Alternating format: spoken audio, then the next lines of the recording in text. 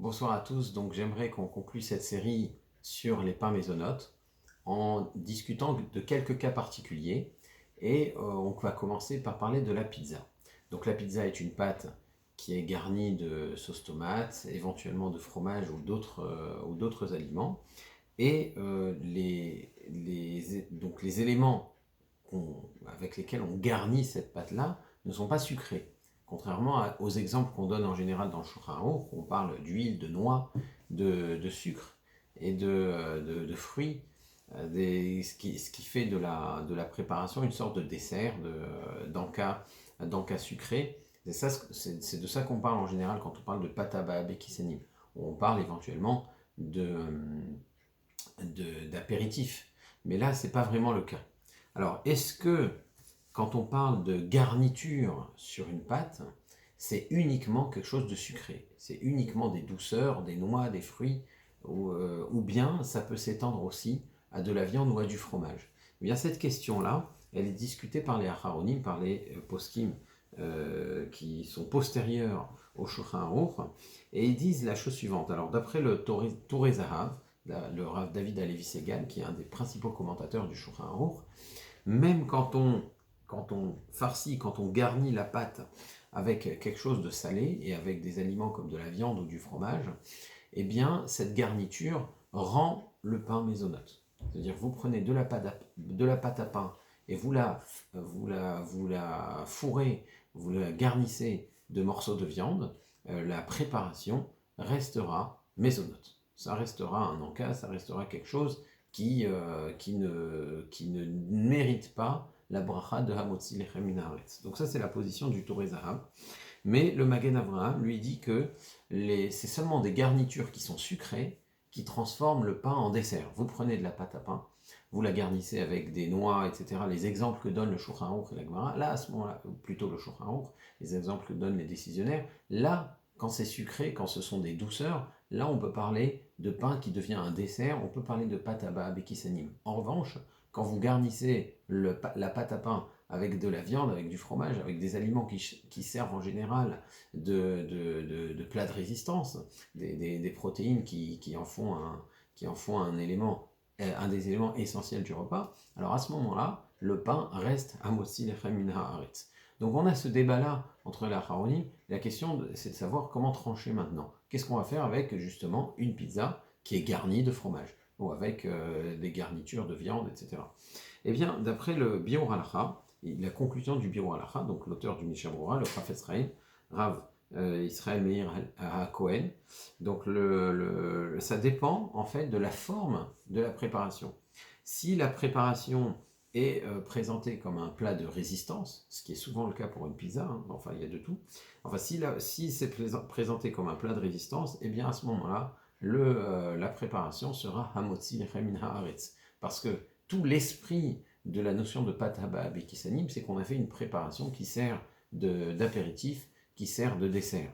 Or là, quand on a garni le pain avec des morceaux de viande, ou qu'on l'a garni avec du poisson ou du fromage, et qu'on le présente comme un des principaux éléments du repas, eh bien on peut dire, excusez-moi, on peut dire que ça reste du pain qui vient rassasier, et donc c'est Hamotzi Lechem Min Haaretz. En revanche, quand ce sont des petits canapés sur lesquels on a mis de la sauce tomate et de l'anchois, même si c'est de la pâte à pain, étant donné qu'on voit clairement que le produit sert d'apéritif, eh bien il reste boré miné mésonote, il devient boré miné mésonote, la préparation ne vient pas rassasier, elle ne mérite donc pas la bracha de Hamotzi Lechem Min Haaretz, et donc si on n'en consomme pas une quantité suffisamment importante pour dire ah ben j'en fais mon repas, ça restera du pat haba bekisanim, ça restera du mésonote, ça restera un encas. Donc alors qu'est-ce qu'on va faire avec notre pizza finalement? Eh bien ça dépend de la façon dont la pizza est préparée. Si la pizza est préparée avec de la pâte à pain normale, donc de l'eau, de la farine, et s'il y a du jus en quantité négligeable, en quantité, ou du sucre en quantité insuffisante pour changer le goût du pain, ou qui est dans une quantité qui est inférieure à l'eau qui est mélangée à la farine, et bien dans ce cas-là, évidemment, la pizza, surtout si c'est la pizza qui sert de repas, eh bien, elle restera évidemment Hamotzi Lechem Haaretz, puisqu'il s'agit d'une grande pizza, une pizza standard. S'il s'agit d'une pâte qui est préparée avec du jus, des œufs, de la margarine ou autre chose qui va changer le goût de la pâte, et que ces autres éléments sont en quantité supérieure par rapport à l'eau, et que quand on goûte la pâte, effectivement, on sent qu'il y a un changement, et bien alors à ce moment-là, la pizza peut devenir maisonnote. Attention, seulement si on la consomme comme un encas. C'est quoi quand on consomme une pizza comme un encas? Eh bien, on en prend ce qu'on appelle un ou deux slices, comme on a dit les petits triangles de pizza. Quand on prend un ou deux slices, une ou deux parts de pizza comme ça sur le pouce, et que c'est une pâte qui est préparée de façon maisonnote, c'est-à-dire qu'on a mis, encore une fois, plus de jus que d'eau et que le goût de la pâte a changé, eh bien là, on pourra dire boré miné maisonnote. Et selon la coutume séfarade, il faut absolument que le goût ait changé. Selon la coutume ashkénaze, il faut absolument que les quantités de jus, etc., soient supérieures à l'eau. Alors maintenant, si le goût ne change pas, mais qu'on a utilisé une quantité de jus supérieure, ce qui est souvent le cas, ça veut dire que des fois, parfois, même des professionnels, même des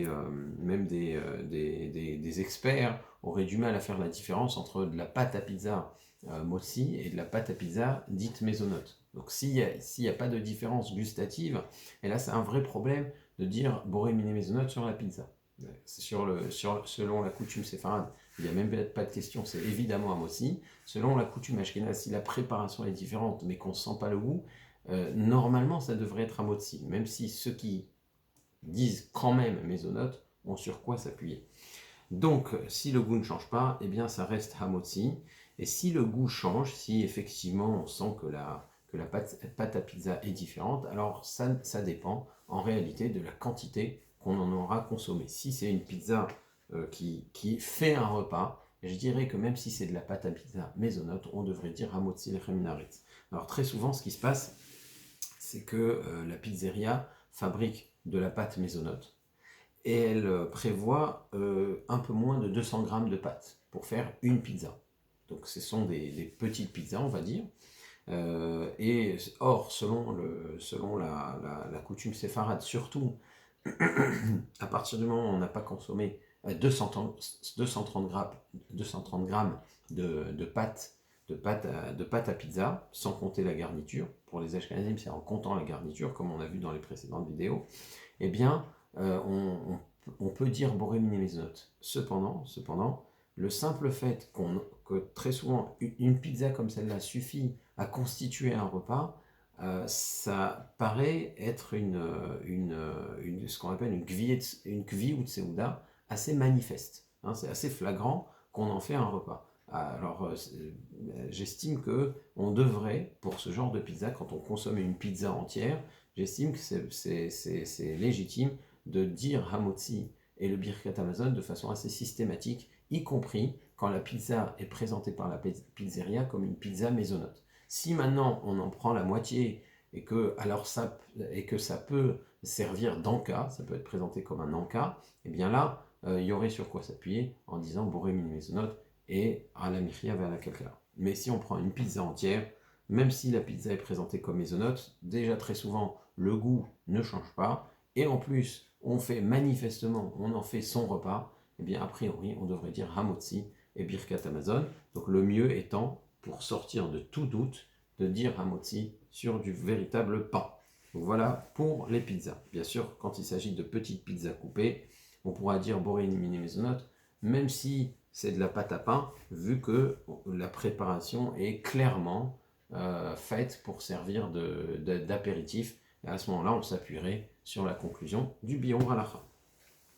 Les beignets. Alors, les beignets, est-ce que c'est hamotzi lechem haaretz ou birkat Hamazon?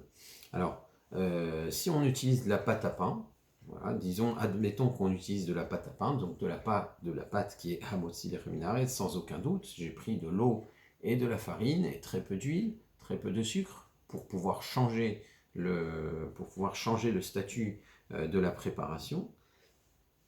et qu'au lieu de faire rentrer cette pâte dans un four, je la fasse frire dans l'huile profonde. Est-ce que ça va avoir une conséquence sur la préparation? Est-ce que mon beignet ou mon fricassé sera hamotzi lechem minaretz ou boré mine mezonot? Eh bien, a priori, il n'y a pas d'application de pâte à bekisanim dans ce cas-là. C'est pas croustillant. La pâte est de la pâte à pain, c'est pétri avec de l'eau. Je n'ai pas rajouté de garniture qui fasse changer le statut de la pâte. Et donc, le résultat est moelleux, donc c'est pas croustillant. Alors, est-ce que mon beignet va être quand même mésonote? Eh bien, le statut du beignet, il fait l'objet d'un débat entre les poskim, mais c'est un débat d'un autre ordre complètement. En réalité, les gâteaux et les préparations dont on a parlé jusqu'à maintenant, les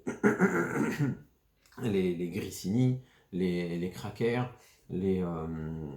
tous ces gâteaux-là ont un statut de pâte. C'est du pain. Quand on dit pâte dans la Gemara, ça veut dire pain.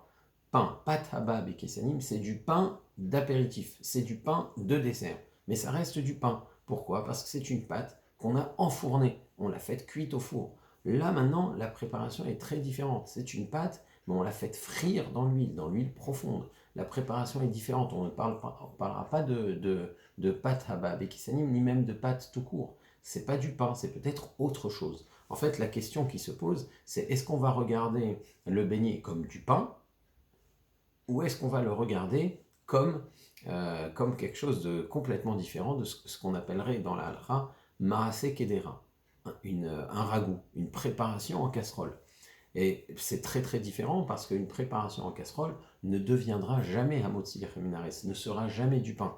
Vous mangez du couscous, vous pouvez en manger des quantités très importantes, ça ne sera pas hamotzi lechem minaretz, c'est pas du lechem, c'est pas du pain, c'est autre chose, c'est ce qu'on appelle marasé kedera. Vous mangez une dafina de blé, vous pouvez en prendre plein, ça restera boré mine mezonot, mais ça ne sera jamais du pain. Du pain, c'est de la farine qui est préparée avec de l'eau pétrie et que vous avez préparé dans du four ou sur une tôle chauffée, comme les pitotes. Ça, c'est du pain. Mais par contre, quand c'est préparé dans une casserole, quand c'est cuit dans l'eau ou dans l'huile, eh bien là, peut-être qu'on va même pas parler de pain.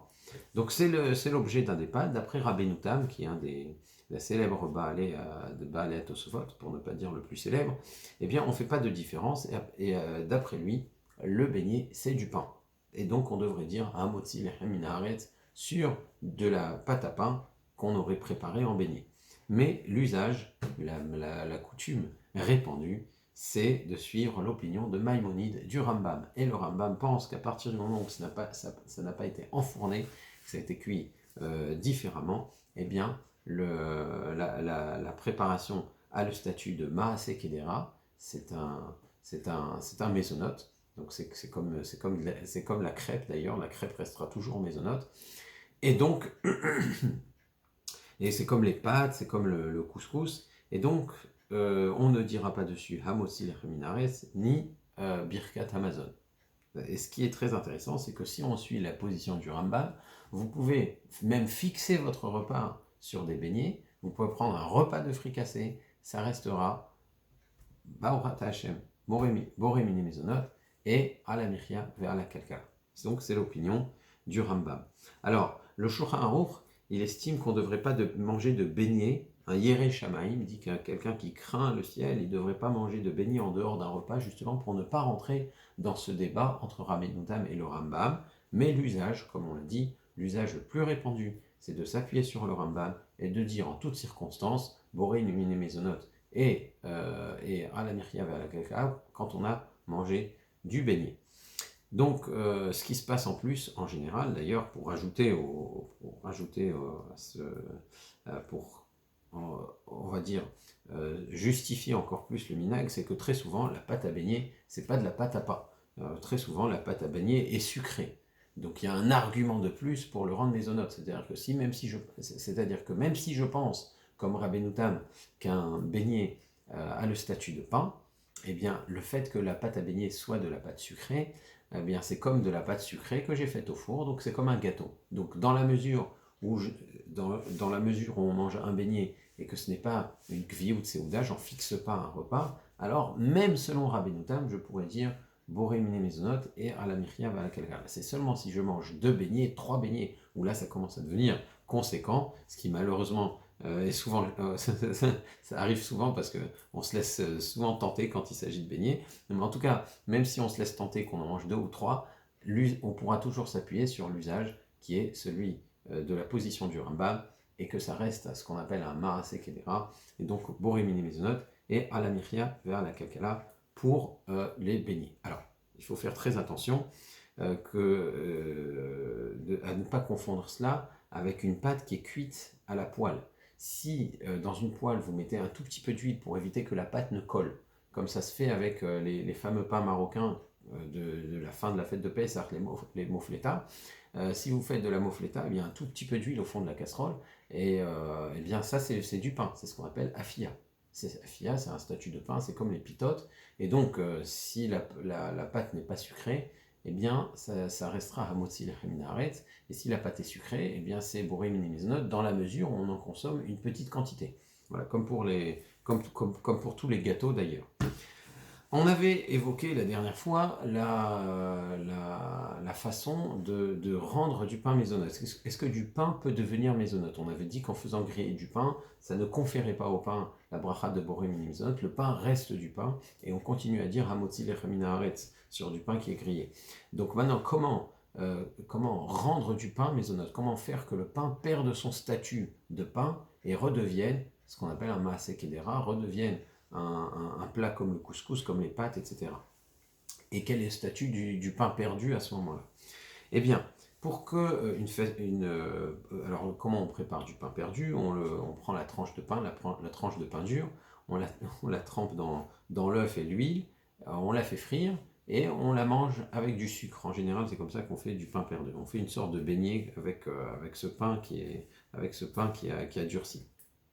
Alors, si le morceau de pain qu'on est en train de préparer, qu'on est en train de faire frire, a un volume qui excède un kazaït, ce qui est souvent le cas pour du pain perdu, eh bien le pain gardera malgré tout son statut de pain. Et on dira toujours Hamotzi lechem haaretz et le Birkat Hamazon quand on veut manger ce pain perdu. Si on veut que le pain il perde son statut, il faut le faire cuire et que chaque morceau ait moins d'un kazaït. C'est-à-dire que le morceau, et ce sont des petits morceaux, on fait par exemple des croûtons, et qu'on les fait frire dans l'huile, et bien étant donné qu'on a réduit le pain à des morceaux qui sont moins d'un kazaït et qu'on les a fait cuire ensuite, et bien ils prennent le statut de boré mini mezonot. Alors le plus célèbre plat qui consiste à transformer du pain en boré mini mezonot, ce sont les fameux knaidler qu'on consomme dans beaucoup de familles ashkénazes à Pessah, pour celles qui se permettent de prendre de la matzah trempée. Donc on prend de la farine de matzah, on en fait des boulettes, c'est les fameux knaidler. Ces knaidler, évidemment, sont boré mine mezonot et ne sont pas hamotzi lechem haaretz, même si je considère que la matzah mérite une bracha de hamotzi lechem haaretz, même toute l'année. À partir du moment où j'ai réduit cela en poudre, en morceaux, donc de moins d'un kazaït, et que je les ai fait cuire dans l'eau, que j'en ai fait des boulettes dans la soupe, eh bien, ça prend le statut de boré mini mezonot et à la michia avec quelqu'un. Et même si on mange des quantités de knaidler, ça restera boré mini mezonot et à la michia avec quelqu'un, comme n'importe quel marasé kedera. Donc même chose si vous préparez des croûtons de pain et vous les salez, vous mettez des épices, vous les faites repasser au four, ces croûtons de pain garderont le statut de hamotzi lechem haaretz, puisque là, je ne les aurais pas fait cuire. Donc il faut deux choses pour qu'un pain perde son statut de hamotzi lechem haaretz. Un, les réduire à moins d'un kazaït, à moins du volume d'une olive, et ensuite les faire cuire ou frire au moins les faire frire dans l'huile. À ce moment-là, on pourra dire que le pain n'est plus du pain, mais ça devient un maaseh kedera, ça devient comme des pâtes, et donc à ce moment-là, il perdra le statut de hamotzi lechem haaretz. Voilà, je pense qu'on a fait un tour assez complet de ces questions-là. N'hésitez pas à poser vos questions sur le fil de la discussion, et je vous dis à bientôt pour une prochaine série. Au revoir.